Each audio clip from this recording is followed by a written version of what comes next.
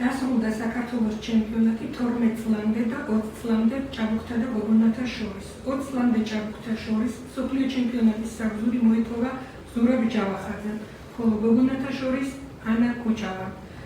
12 წლამდე ჭაბუკთა შორის მსოფლიო ჩემპიონის საგზური მოიპოვა ნიკოლოზ პეტრიაშვილმა, გოგონათა შორის ელენე კოსტავამ.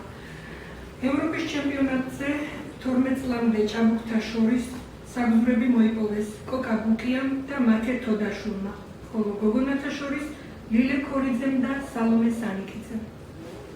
ტურნირის დასაწყისში შედარებით უფრო მნიშვნელოვანი ბრძოლები იყო, განსაკუთრებით მეოთხე, მეხუთე ტური, რადგან ხვდებოდი ტურნირის ფავორიტებს. ამ გამარჯვებების შემდეგ უკვე 5 ტურის შემდეგ 100%-იანი შედეგი ჰქონდა, ამიტომ დიდი ფსიქოლოგიური ოპერაცია ჰქონდა და ბოლო ტურები შედარებით უფრო იოლად ვითამაშე. რაც შეეხება მსოფლიო ჩემპიონატს, თურქეთში გაიმართება სექტემბერში და შევეცდები მაქსიმალურად ჩემი შესაძლებლობები წარმოვაჩინო. საკმაოდ ტურნირი იყო ძალიან ბევრი დასუსლს ვასახავს საქართველოს.